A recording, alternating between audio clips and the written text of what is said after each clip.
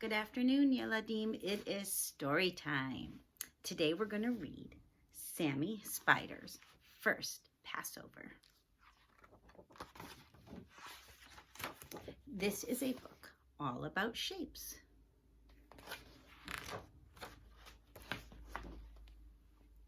Sammy Spider was fast asleep in his web, high up on the Shapiro's living room ceiling. As the warm spring sun shone through an open window, Sammy snuggled deeper into his cozy web. A sudden swishing noise startled him awake. "Mother!" he screamed. "A monster has broken our web." Sammy scurried across the ceiling and hid in a corner. Mrs. Spider hurried to comfort him. "Don't worry, Sammy. That monster is called a broom, and Mr. Shapiro is using it to dust the ceiling." Each spring, the Shapiros give their house a special cleaning to prepare for Pesach. Springtime is a perfect time for us to make a new web. "I don't know how to make a web," Sammy said sadly. "I'm going to teach you," said his mother, giving him a big hug. "Will we celebrate Pesach too?" asked Sammy. "Say it with me, guys." "Silly little Sammy," laughed Mrs. Spider. "Spiders don't celebrate Pesach. Spiders spin webs." We begin by spinning one thread. Then we spin a second and a third. Finally, we spin a fourth to make a square. But Sammy wasn't listening. "What is Mr. Shapiro putting on the table?" he asked. "That's called matzah," Mrs. Spider replied. "Tonight is the first night of Pesach, and the Shapiros will have a special meal called a Seder." Then Mrs. Shapiro brought in a big platter with a roasted egg, a bone, parsley, charoset, and maror. "That's called a Seder plate," Mrs. Spider explained. "The Shapiros will eat special foods at their Seder."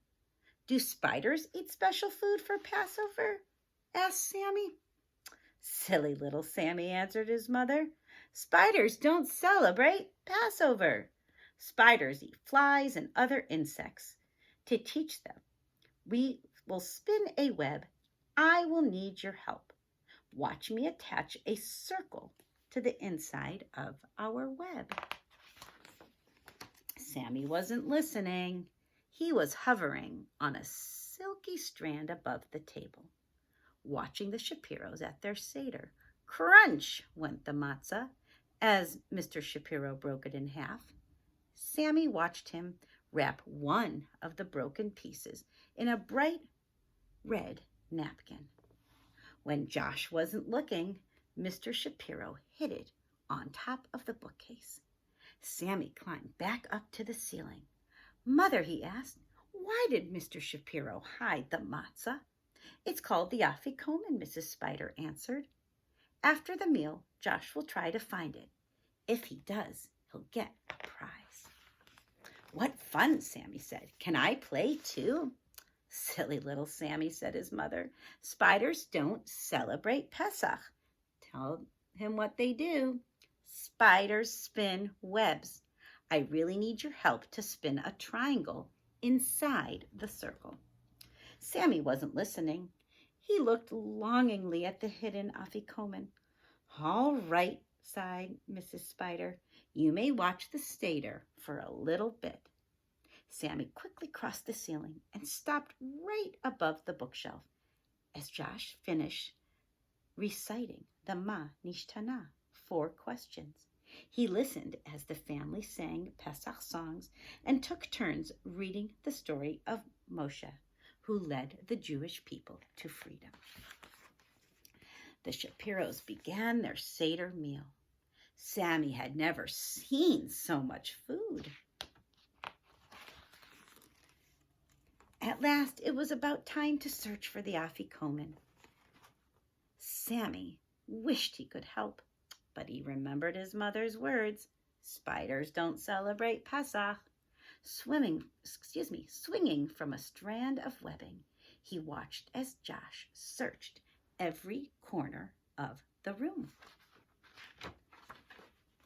When Josh neared the bookshelf, Sammy got excited.